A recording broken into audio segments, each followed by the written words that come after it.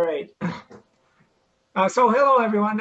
I'm Steve Jorson with Northeast Metro Climate Action. Welcome to our March outreach event.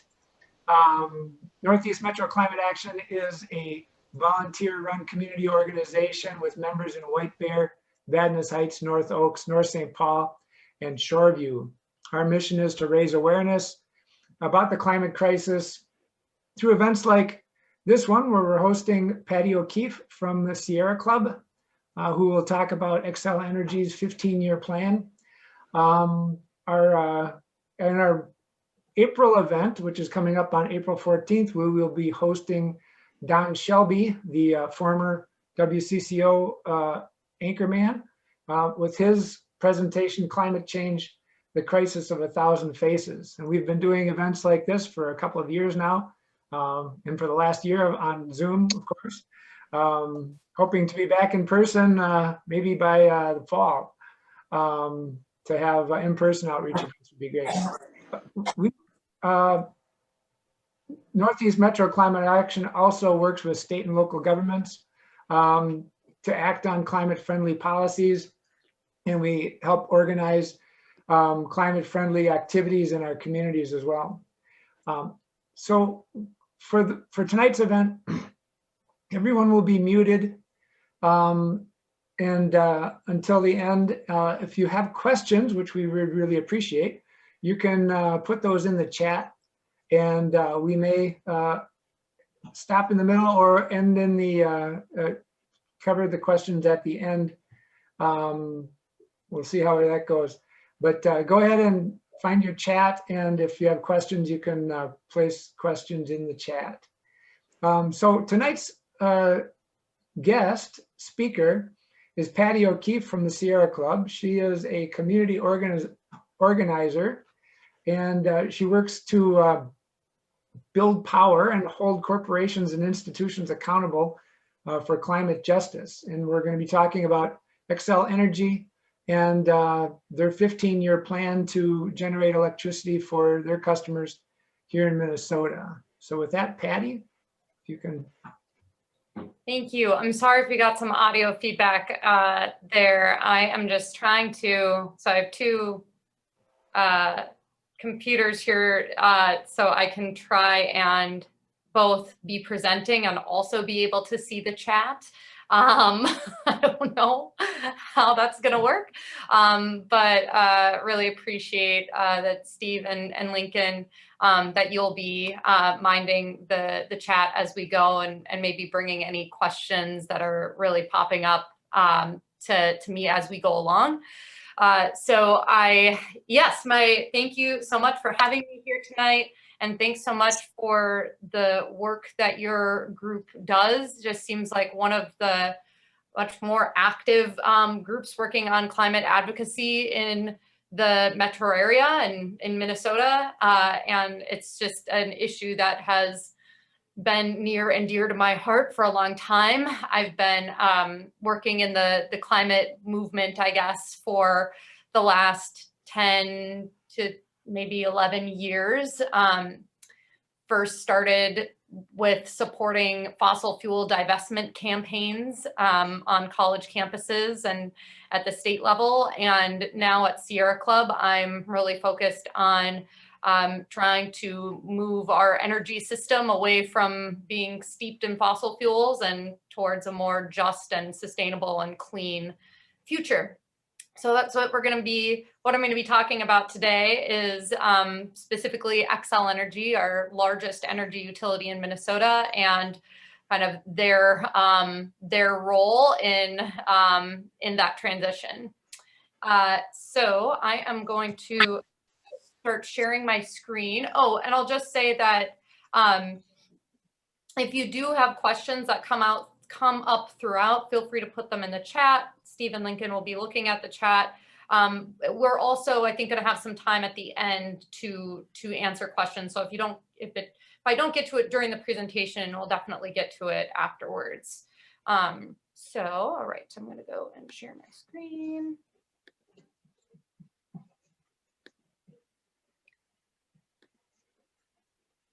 All right, can you see?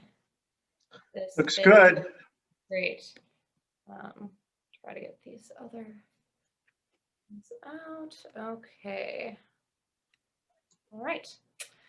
Well, so the title of the presentation tonight is called "Xcel is Gaslighting Us." Their 15-year plan includes more fossil fuels. Here's what we can do about it. You may or may not be familiar with the term gaslighting. I feel like it's gotten become more common in pop culture in the last few years as a term for that's kind of similar to manipulating or kind of pulling a fast one on us deliberately. And so gonna say a little bit more about why that is. So what we'll cover today, want to talk about, just do a little kind of very high level energy infrastructure and utility 101, and then go into talking about kind of fossil gas, and or you may know the term natural gas.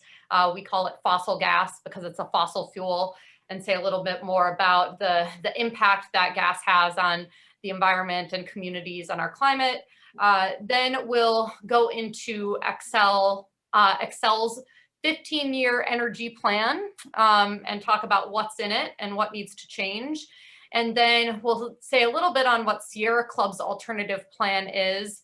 And then we'll give you some concrete steps for how you can help and make your voice heard on this issue. So Energy 101, and some of you may know this very well and some may not, but thought we would start here. So when we turn on a light or plug in our phone charger or our toaster, that energy that powers it is being delivered through a large system called the electricity grid. Since the Industrial Revolution, the way we've gotten our energy has kind of looked like this image. Energy like coal or oil or gas is extracted from underground, and that's actually what isn't in this picture. What happens before it goes to the power plant, and that's where it is extracted, dug up from underground, sent to power plants, and then turned into energy. And then that energy gets sent on power lines, first the really big ones called high voltage transmission lines that you'll see if you drive outside of the cities, and then it gets the power gets stepped down to distribution lines, or kind of like the wooden T-shaped lines that you see all around cities and towns, and then it gets delivered to our homes and businesses. So this system has been around for a long time. It is starting to change as we transition from dirty energy to clean energy. Our energy sources are starting to come from the wind and the sky instead of below the ground. And instead of having only these like kind of big power plants producing tons of energy in one place, which is more of what they call a centralized system, we're moving to more of a decentralized system where we have a lot of solar, a lot of wind, in a lot of different places to take advantage of the sun, and wind being in a lot of different places at a lot of different times. So moving on, so what role do utilities play in this system? So if you break it down into the simplest of terms, they build and maintain all of that infrastructure that gets the energy from point A to point B. And then we, as the energy customers, we pay for that building and that maintenance. Now, big investor-owned utilities like Xcel Energy are corporations. So while their objective is to provide the public service that energy is to their customers, their other objective, and I would argue their bigger objective, is to maximize profits for their shareholders. So they have a board of directors who are all fiduciarily responsible or legally responsible to make as much money for the company as possible. So just to back up for a second, that when I say that the customers pay for what it costs to build and maintain this infrastructure, is that's literally what we are paying for a lot of the times on our energy bills. So when we pay our energy bills, that money goes to the utility, and that is used to kind of pay off these huge investments in power plants and pay for the maintenance of transmission lines. So just a little more on this, the way that utilities make their large profits, like Xcel is a multi-billion-dollar company. The way that they do that is by making what they call big capital investments, or in other words, by building big power plants. So they make a bunch of money off of it, because not only do they get paid back for those buildings by their customers, by us, they are also allowed to collect a return on investment for that investment. In Minnesota, it's, I believe, at 9%. So that means that we are paying them back for building and maintaining all this stuff, but we're also paying them back with interest. And that money goes straight to their shareholders. In 2019, Xcel had record profits of over $2 billion.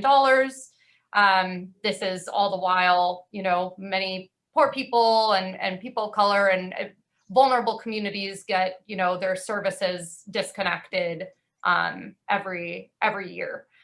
So just wanted to drive the point home that that these are in fact corporations. Not every utility is a corporation, but big investor-owned utilities like Xcel are. So utilities have an incentive to build more big stuff because it makes them more money. And because of that return on investment. And that's why we as customers need to hold them accountable to making sure that they are not exploiting us or using their money in a way that, serves their bottom line rather than the health and well-being of their customers and the environment. And that's also why we have the Public Utilities Commission, which is essentially kind of like a state agency that is supposed to be the regulator of these utilities to make sure that they don't do things that are really in bad faith to their customers. But we'll come back to the PUC in a little bit here.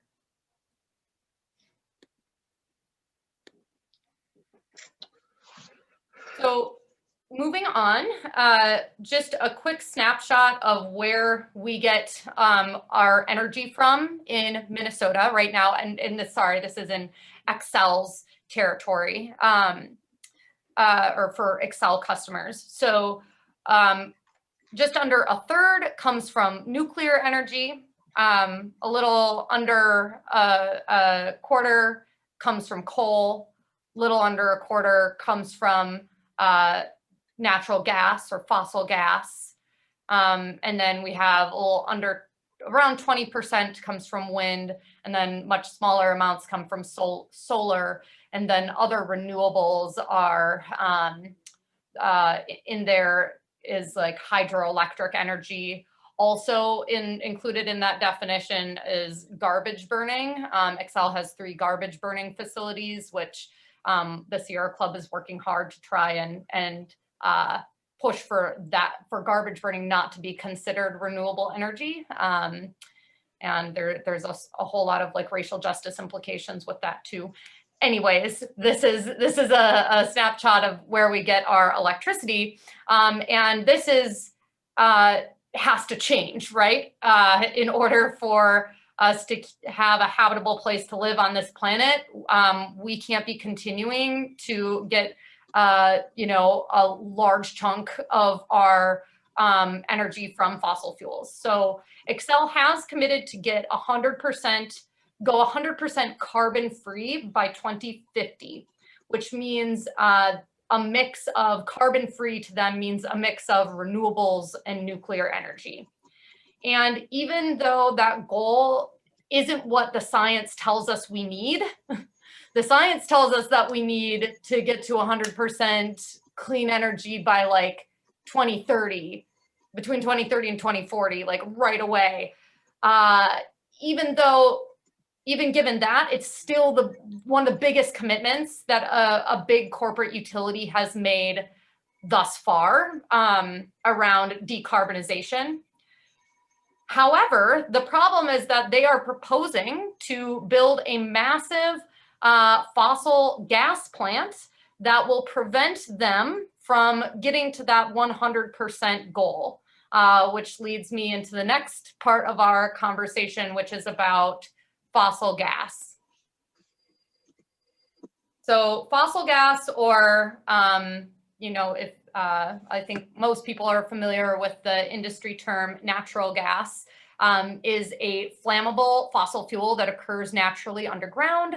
The most common way it's extracted is by using hydraulic fracturing techniques that pump water and silica sand and a bunch of chemicals into shale rock miles beneath the Earth's surface in order to fracture that rock and release the gas that's contained within it. So there's actually, fossil gas is not extracted in Minnesota. We don't have the extraction here. There's a lot of it in the Dakotas and elsewhere in the Midwest and all across the country. But our state does contribute to the production by mining and exporting silica sand that is used in fracking fluid. And there's a lot of silica sand mining that happens down in southeastern Minnesota. We also import gas, fossil gas, by interstate pipelines, big gas pipelines to power industrial processes and then residential and community buildings. And then, of course, we use gas for a lot of heating of our homes and buildings and cooking and other industrial uses.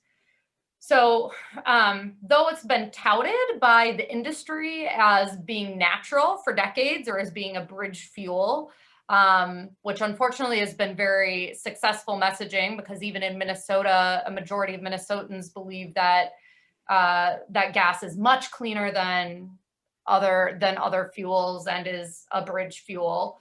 It's now become clear that the greenhouse gases emitted throughout the life cycle of production, so from when it's extracted from the ground through when it's transported, refined, and essentially used in our homes and businesses, it makes it barely better than coal. And the reason being that the methane that is leaked and emitted throughout the process is 84 times more potent than CO2.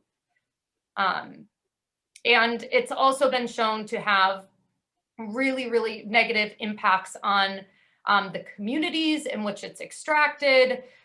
It contaminates groundwater and soil, and also air. And people who either work in close proximity to the plants or live in close proximity to the plants have all sorts of health, problems and health disorders similar to people who live in close proximity to coal plants and other like big industrial facilities. So it's not good. So just want to give a snapshot of Minnesota. So we currently have a number of existing gas plants in the state, as you can see from the yellow dots on the map. The carbon emissions, if you kind of equate all the emissions to carbon, from all of those existing gas plants emits about 3 million metric tons of carbon annually.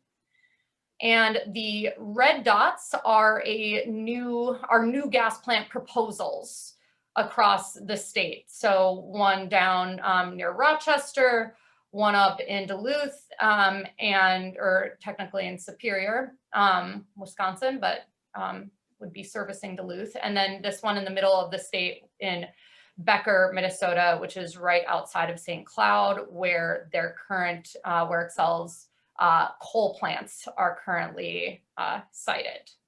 So Patty, just a couple of questions. First of all, so these two sites, the Rochester and the Becker sites, there's been nothing, there's no groundbreaking on that yet, or are those already being built? Do you know? There's been no groundbreaking on any of these, Okay. any of the three red ones. All right. And then there was another question about the members of the PUC. Who chooses those board members? Yep, we're going to have a whole slide on that. It is the governor, but I'll say more on that. Okay. And then one more on nuclear. Where does that fit in? And do we plan to do more nuclear, or is that going to phase out? And are we just trying to maintain what we have? Yeah, well, currently there are no proposals to build, at least from Xcel, and I don't think from any utility in the state, to build new nuclear plants. There are efforts from Xcel to extend the licenses of some of their existing nuclear plants. So they essentially just want to keep it running for longer than they had planned. And so I don't want to go too far into it when it gets to nuclear, but I'll say that I think it's unlikely that we are going to be building a bunch of new plants, and it's mostly a question of how long are the existing plants going to run, and how are we going to create safe decommissioning plans to ensure that ensure that that's done in a safe way that doesn't. The Sierra Club's position on maintaining and extending the lifetime of those nuclear plants? So for that, or are they against that? Sierra Club has a national policy against nuclear. So the Xcel has proposed, they want to extend the life of one of their nuclear plants, the Monticello nuclear plant, and we are against that. I'll say more about it in a little bit. Okay. All right. Thanks. Yeah. Thanks for the question. All right. So, yep, want to focus in on the Churco gas plant. So this is the Xcel's big gas plant that they are proposing to be built in Becker, Minnesota. So it, as I said, it would be on the same site where some of their last coal plants are currently running. The problem with building a new gas plant right now is that, well, one, it would cost. So what they would have to do is they would be building the plant, and then they would be also building a pipeline, a gas pipeline that would connect to it and would import in a lot of the gas. Oops, sorry.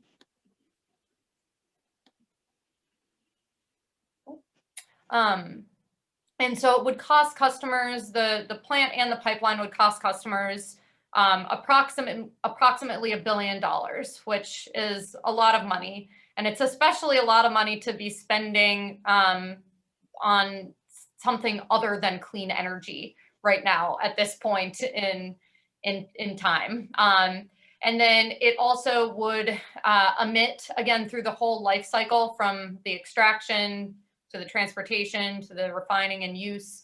It would emit approximately 3.6 million metric tons of carbon annually. So if you remember what I had said about how much all of our existing gas plants emit, which is around 3 million metric tons, it would be more than doubling the amount of emissions from all of our existing gas plants combined. It's a huge plant that they've proposed. And are saying that they need it in order to maintain reliability on the system, but have not been able to answer how this kind of fits into their plan to get to 100% carbon-free energy by 2050, considering that gas plants like this can run anywhere from 20 to 40 years. So building this would, it would be locking us into using this fuel for a long time, and it would be locking us into more emissions for a long time. I see that Sharon has her hand raised, and I know Sharon. Hi, Patty. Good to see you. Good to see you too. Hear your voice again. I had read that looking at the life cycle of natural gas plants, as you said, like you said, life cycle is equivalent to coal-fired power plants, so that putting them in place really doesn't advance us at all. Do you have a comment on that? Yes, my comment is I agree. It's very, the research that's been done on it has shown that there's barely a difference. So it's really it's digging us into a deeper hole at this point.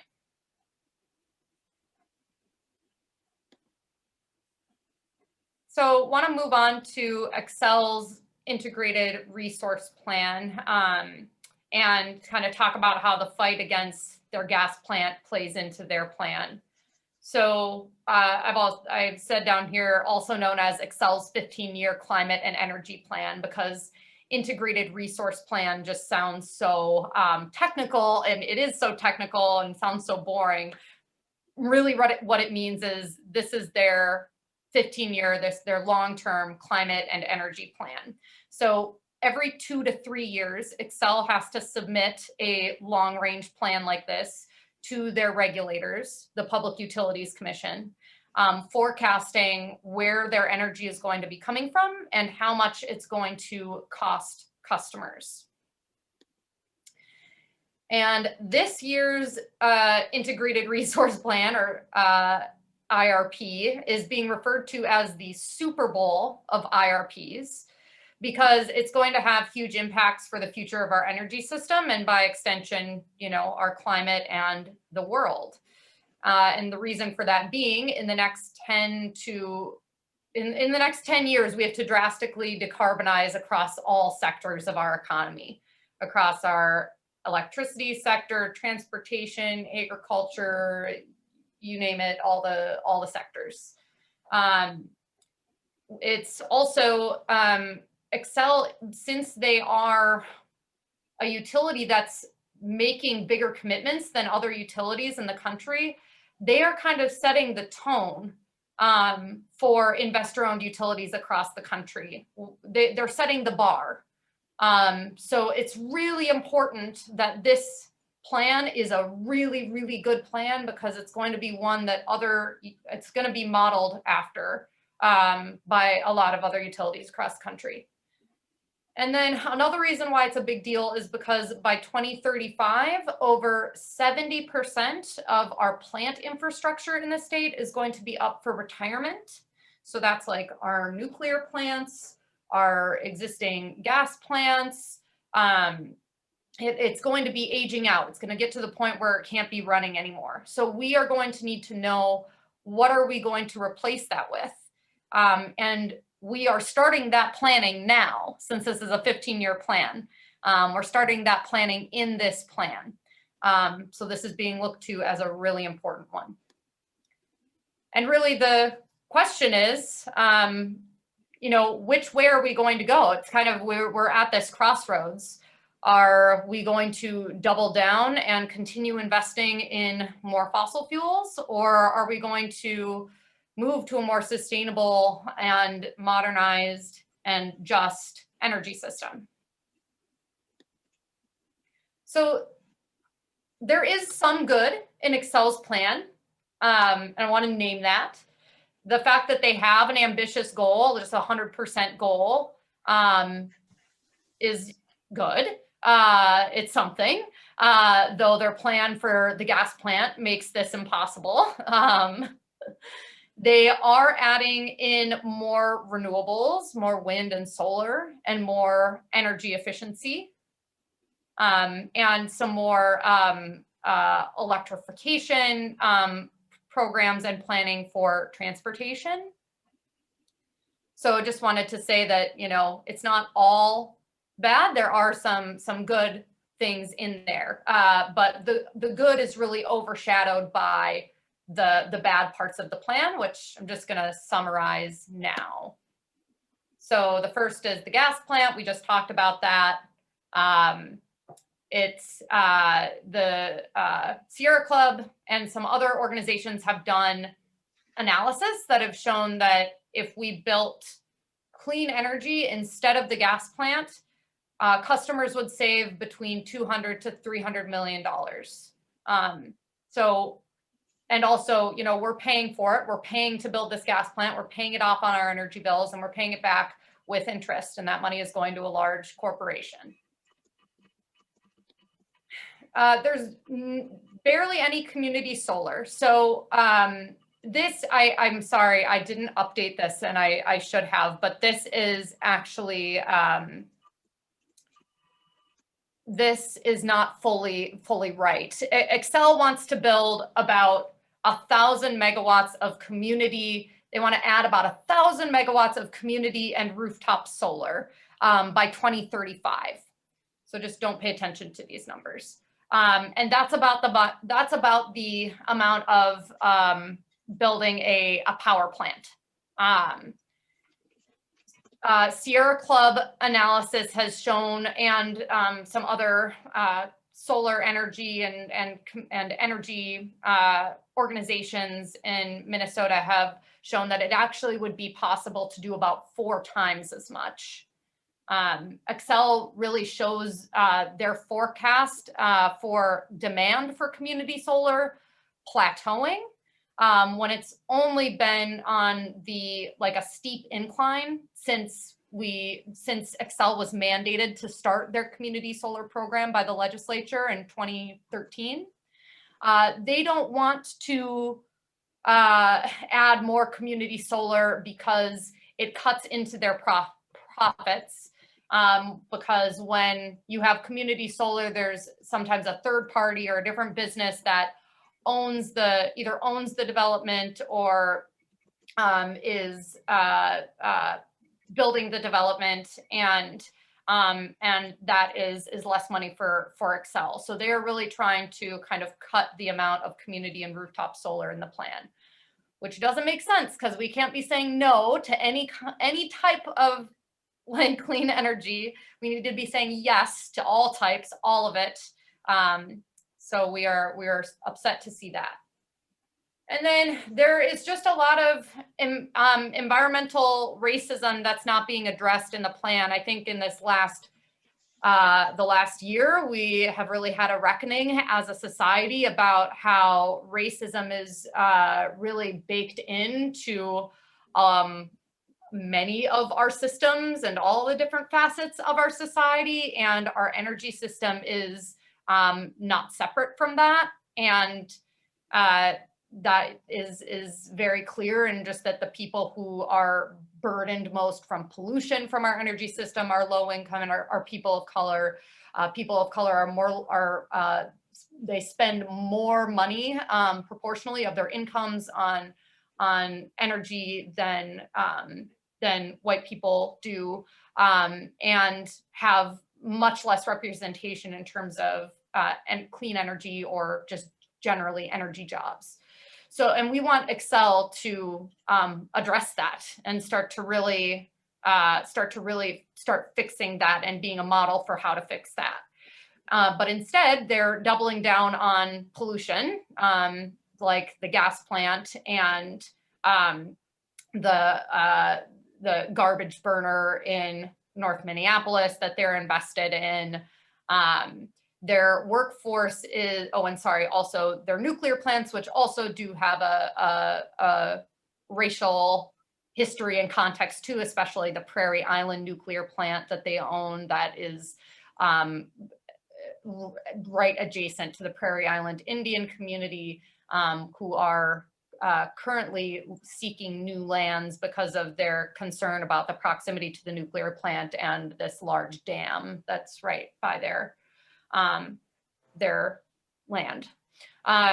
Also, their workforce in Minnesota is 93% white.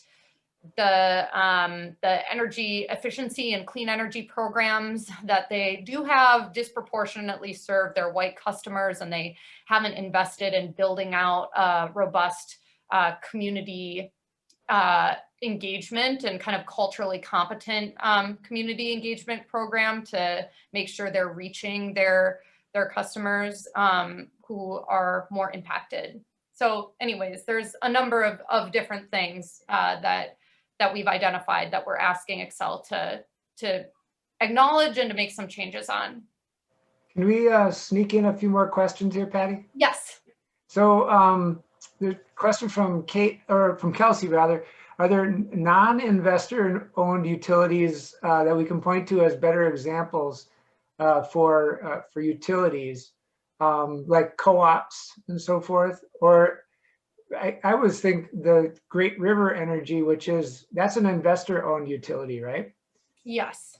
That one has some really great, they're being held up as a really good example. Are there other examples like that that are with really strong plans for going carbon free? Yes, there are, and I'm not gonna be able to name them off the top of my head, and I apologize for that. I'm pretty squarely in the investor-owned utility world, but there are municipal utilities and even like some rural electric cooperatives and other energy cooperatives that have more ambitious plans around decarbonization. And I think that we can certainly point to those. It's sometimes difficult to compare the two because Xcel serves, such a large area. So that's why they'll say, well, this is, you're comparing apples to oranges. You can't compare us to them. We serve so many more people. But I think it is really important to point out, like, it is possible. It is possible to do this. And what really needs to, and the technology is there, and it's continuing to get better and better all the time. And so what we really need to develop, just like in so many other spaces, is the political will for these changes to be made. And I'd be happy to kind of ask around and look into seeing if there are some, just getting some names of some other utilities that are doing better. Yeah, and that's a great answer, because I'm sure there are, with some of those co-ops to show Xcel, look, it can be done, right? Yep. Another question about, does Xcel publicly acknowledge the fact that their 3 new gas plants will make it impossible for them to meet the 2050 goal? So it's only, sorry, this was confusing. It's only 1 new gas plant that they are proposing. The other 2 are being proposed by different utilities, one down in Rochester and one by Minnesota Power up in near Duluth. So the one in Becker is the only one that Xcel is proposing, and they have not acknowledged that. Okay. All right. The Superior one is Minnesota Power, right? And, yep. And I don't know what the Rochester one is. Okay. Rochester Public Utilities. Okay. And then the 1,000 megawatts that we're talking about for community solar between now and 2035, that would be about the equivalent of 1 power plant, 1 coal-fired power plant? Yeah, well, there are some gas plants, like there are like 700 megawatt gas plants. So I would just say, yeah, it would be about the equivalent of like a standard sized power plant. Okay. And what did we say, there was a couple dozen of those in the state?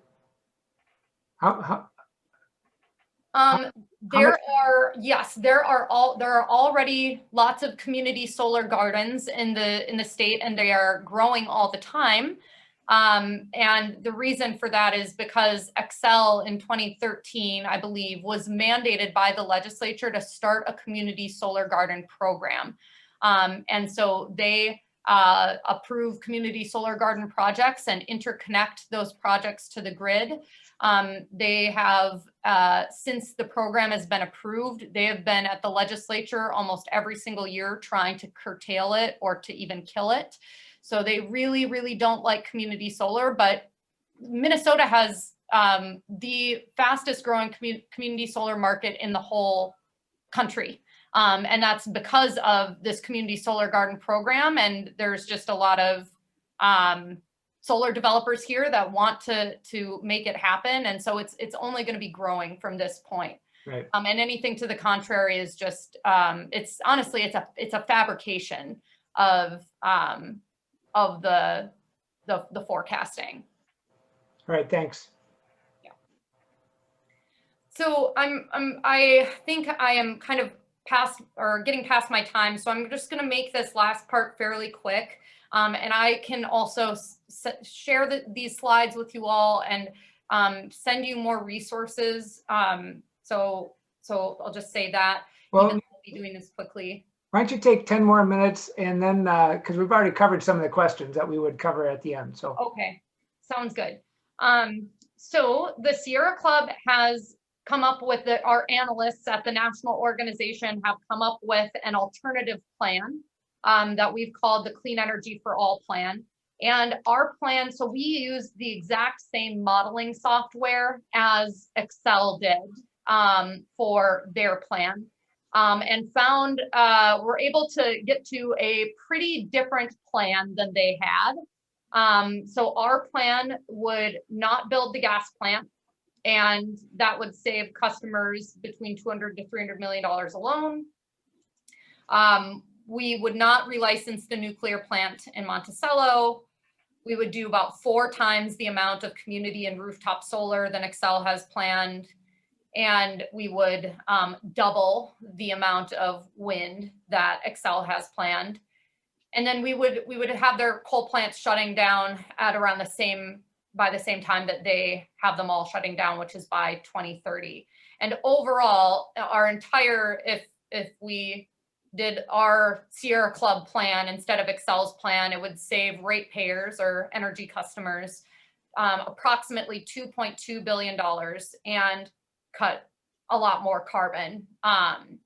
And so Sierra Club has created an alternative plan. There's also been some other organizations that have created alternative plans. Fresh Energy is one of those organizations, the Citizens Utility Board, and I'm forgetting the other one, maybe it's Clean Grid Alliance. All of these alternative plans found that we do not need the gas plant. So there is consensus from a lot of from the environmental organizations that are most involved in this work that we don't need the gas plant, and also a lot of similarities and consensus around the fact that we can just be doing more. We can be doing more clean energy. We can be doing more community and rooftop solar. And so this is just to say that we don't have to go down this path. The one option that Xcel is giving us is not the option that we have to choose or that we just have to accept. And so we are making this case to the Public Utilities Commission, which I'm going to say more about right now. So who decides? That is the Public Utilities Commission. So this is the Public Utilities Commission, or the PUC, is a state level body that in theory regulates investor-owned utilities like Xcel. I say in theory because this body has gotten a lot of pushback around people feeling like they are too soft on the utilities and kind of cave to corporate interests. We've certainly seen them do that with Enbridge and approving the Line 3 oil pipeline. But in theory, they are supposed to be kind of like a watchdog on the utilities, and it's just 5 people. And those people are appointed by the governor, and they have staggered terms, and there's rules. So there can be no more than 3 of one political party on the commission at one time in an effort to keep it balanced. So right now there are 3 Democrats, 1 independent, and 1 Republican.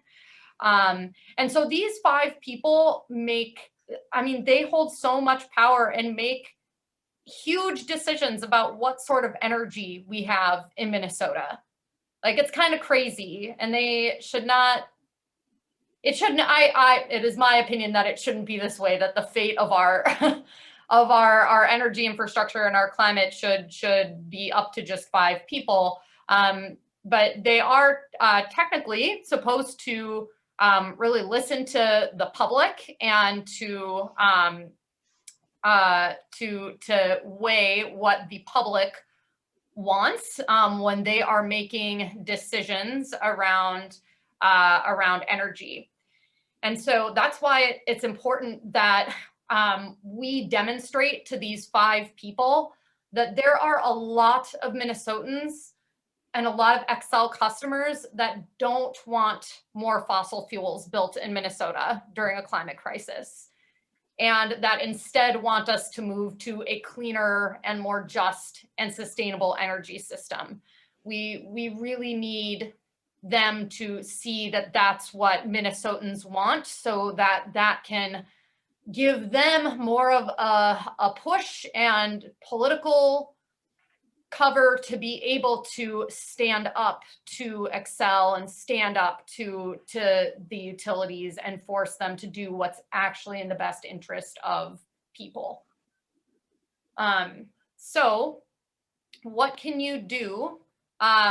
You can, if you, to weigh in on this plan, you can write a comment on the plan and submit it by April 12th, which is the public comment deadline for this plan. So basically they're saying you have until April 12th to write us and let us know what you think about this plan. And then after April 12th, they are going to take everything that members of the public and that, you know, companies and organizations have said about what they think, and they're going to compile all of that and read through all of that and use that to inform the decision that they make about Xcel's plan later this year in the fall.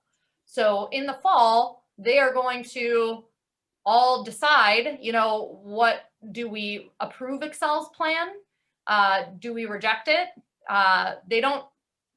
They're not going to reject the plan. They don't reject IRPs. So really the question is, are they going to approve it, or are they going to approve it with some conditions? Are they going to approve it and say, yes, this plan is approved, but you can't build the gas plant? Or yes, this plan is approved, but you have to build a lot more solar because a lot of, you know, there's a lot of evidence here that you could be doing a lot more in this area. Or there's a lot of evidence here that we don't need the gas plant. So the way to comment on the plan is you can go to the Sierra Club's page, which is here. It's sc.org/tellxcel, and there's a link to talking points, and there's a little box where you can leave your comment and then press submit. If you don't want to go through the Sierra Club system, you can also directly submit your comment to the PUC, even just by sending it in an email. And I have a document that I can share with you if you are interested in doing it that way. But yeah, this is one of kind of like, this is the window that we have to really show some oomph and really show that Minnesotans care a lot about what's in this plan. So writing a comment is really top priority. And if you're able to do that, that's great. Last thing I'll say is that it doesn't have to be super, super technical at all. Or like Phil, you don't have to be any sort of an expert to write a comment on this plan. I've supported people in writing comments where they're just saying, hey, I'm an Xcel customer and I care about climate change and I don't want more fossil fuels. Or, you know, I really care about pollution, or I care about not creating more pollution, and, you know, I want more clean energy. It can be as simple as that. That's just as impactful. And then the last thing here is, if you want to do more, you could also spread the word, send this to family and friends, let them know that, you know, if they want to take a big action on climate in Minnesota, they should write a comment on this plan too by April 12th. And again, I have a bunch of resources like talking points, fact sheets, and stuff that you can use for yourself or for others if you are interested in doing this. So that's it. My email is right here, and I'll put it in the chat as well. And then I just have that website link down below again. But you can always reach out to me. This is a lot of what I work on. And so if you ever have any questions related to Xcel or the IRP, you can always contact me. And yeah, and that's it. Great. Well, thanks, Patty. That was really informative. We do have a number of questions, and a couple of them had to do with just the resiliency of renewables in general. One had to do with cold weather like we had in February. If we really increase our wind and solar, how's that going to work? And then secondly about the intermittency of solar, and how has is there some examples of very resilient high renewables content energy systems that have worked well, or are we still working on that? How's that coming? Great questions. I wish my my coworker Jessica was on this call as well, because she knows a lot more about like grid resiliency and reliability than I do. And I'd be happy to actually just ask her that question, and I can answer it to the best of my ability now, but ask her that question and have her send like a paragraph that she could send out to y'all. So I'll plan on doing that too.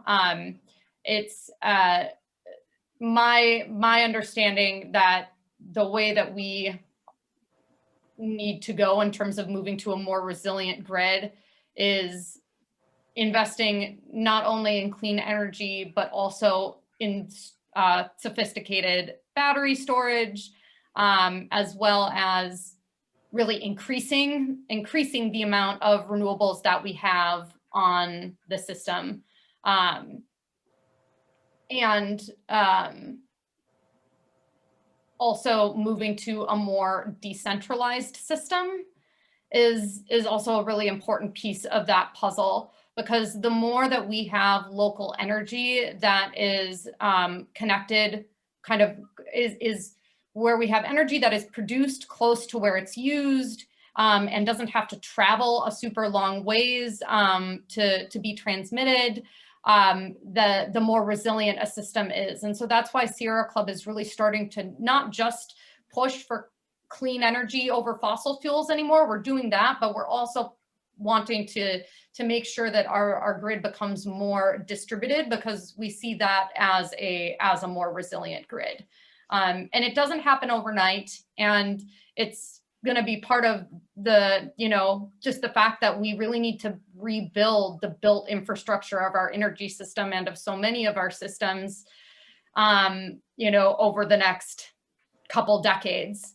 But it's, yeah, so anyways, I'm sorry, that's a good question. There are definitely examples of places where there are cleaner systems that have been resilient in terms of like extreme weather. And again, I'd be happy to get more information on that from Jessica and send it.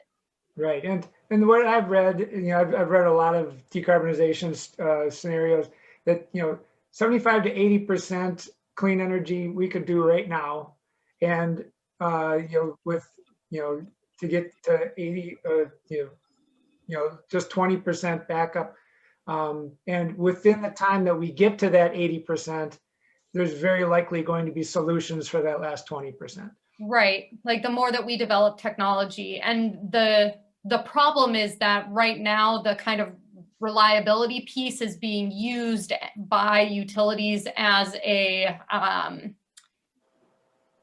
it's being used as a reason to hold us back from really shooting as high as possible when it comes to really fully transitioning to clean energy, which is why we really need to be pushing back against that and shooting for the stars. Right. Here, obviously. So a couple other quick questions. Is there value in sending our messages to the legislators or just the PUC? There's definitely value in sending letters to the legislature. I mean, I would actually, though, recommend if you're sending a letter, I would send it to the administration. I would send it to Governor Walz, or even the Department of Commerce. The Department of Commerce is a state agency that is involved with this IRP. They're also submitting their own comments and their own arguments for what they think should be different. And they need some pushing to make sure that they are kind of strongly coming out in opposition to the gas plant. So if you're picking who to send it, but also, you know, it never hurts for your legislators to know that their constituents are aware and you know, upset about this issue. So not to make more work for you, but. An Xcel shareholder. I trust Xcel. Oh, I'm getting an unstable connection note here. Okay, I think I'm back. I trust Xcel to make sound economic choices on infrastructure. How do I reconcile with Sierra Club's cost savings on a new plant? Yeah, I mean, that's a good question. I think that you could read through our whole plan and our findings, and also Xcel's plan is public and you could read through those. And I think, you know, make up your mind. But there are really strong calls from the environmental community and from consumer advocates that are really concerned about the economic impact of the plan, not just the environmental. And part of that reasoning too is that if Xcel does end up building this gas plant and in say 10 years, it ends up getting shut down because for climate reasons or for economic reasons, since the cost of renewables continues to go down and is going to continue to go in that direction, the gas plant could very likely become a stranded asset, and then customers are on the hook to pay that off. And so that's what we're asking Xcel to acknowledge and to really explain to us what is your plan in the event of that happening, and like what, I guess, just wanting to put the burden of proof on them to explain why, you know, they what their economic case is, because so far we have not seen it as being strong enough to allay some of those concerns. But. Right. So then I have a question about, so in the Minnesota State House, there's a 100% clean energy bill going through there. I think it's sponsored by Jamie Long and a few other of our state reps. And that is either 2040 or 2035. I think they're talking about having clean energy. And again, just the electricity sector, clean electricity generation. As well as nationally, our own Tina Smith is sponsoring the Clean Energy Standard for the Senate. And how does Xcel's IRP? Oh, sorry, you kind of froze there for me. We lost you, Steve. Oh, you're back now, but you're saying how does the IRP kind of fit in with those like big standards, or? Yeah, both the Minnesota state plan and the national, the Clean Energy Standard that's hosted by, sponsored by. Well, Smith. Yeah, they're an important part because they are, you know, they're the largest provider of energy in Minnesota. And so what I like to remind people of is they are also one of the largest polluters in Minnesota. They really do a lot to, you know, push that they're a clean energy company, but in terms of like emissions, in terms of contributions to climate change, they are one of the largest contributors and polluters in Minnesota. And so they have a, they really need to be on board in order for us to, or to be a partner in order for us to reach those ambitious goals. And I think that the point of passing state legislation is to continue to put more pressure on the utilities to kind of push them to do even more than they are planning to do. Because of course the legislature can make new laws and can tell them what they can and can't do. And then I guess at a federal level, it's just what I mentioned in the presentation, that they are seen as an industry leader across the US.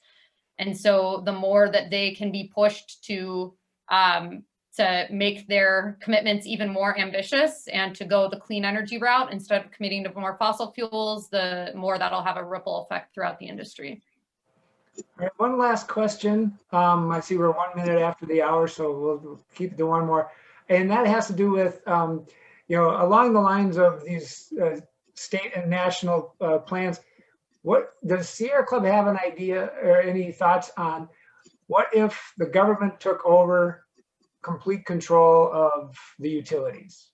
Is that something that Sierra Club would back, or is that something that they've given thought to? So Sierra Club doesn't have any formal positions on like municipalization of utilities or like nationalization of utilities. I think there is kind of some new interest that is brewing in that area, just around how do we, is it possible to hold private corporations, accountable to climate justice when they have this competing loyalty to their profit motive. And I will say that their tactics for municipalization have been used across the country as a way of kind of government and local governments taking matters into their own hands when the utilities won't. In Minneapolis, there was a big campaign to municipalize Minneapolis's utilities back in 2013. And that really scared Xcel, and because Minneapolis is their largest customer. And that really brought them to the table with the city of Minneapolis, and they ended up forming what's called the Clean Energy Partnership between the city of Minneapolis, Xcel, and CenterPoint, which was the first of its kind partnership in the country that's focused on the utilities in the city working together to achieve Minneapolis's energy goals. So that's just to say, I think that we can think about using municipalization as like a tactic to put more pressure on the utilities. And I mean, just without my Sierra Club hat on, Patty O'Keefe, I would love to see the nationalization, socialization of utilities across the country, because I do believe that, what they are providing is an essential service. It's a public service. And I think that we were able to really see the consequences of what happens when big corporations are in charge of that whole system, like what we saw down in Texas with people's energy bills spiking and whatnot. And anyways, that's my opinion, but. And we appreciate that. It's great. Well, thanks a lot. We really appreciate you coming in and speaking at our March event. It was really very, very informative. It gave us a lot to think about, and we'll ask everyone to write in either to the sc.org/tellxcel or go directly to the PUC, the Public Utilities Commission, and give them your comments on, and as Patty mentioned, it doesn't have to be all that technical. You don't need to be an expert. Just say, I like to have my energy clean, and I like to keep my air and water clean, and we don't need any more gas plants. All right. Awesome. Thank you all so much for having me with you tonight, and just again, really appreciate everything you're doing. And yeah, hope to. Thank you, Patty. Very Yeah. good. And Thanks, everybody, Patty. next April 14th, on April 14th, we'll have Don Shelby in this space. So keep an eye out for our communication on that, and we'll have we'll get a link out for that. And tell your friends. Tell your friends. Great. Thanks, everybody. Send out the Sierra Club link and Patty's email to all of us. Yeah, I'm gonna send an email to Stephen Lincoln with all of the links and the resources, and then Great, if that- okay. and then they can send. Excellent. Thanks. Okay, cool. Thanks, Patty. Thanks, Patty. Thank you. All Take care. right. Bye, everybody. Thanks for coming.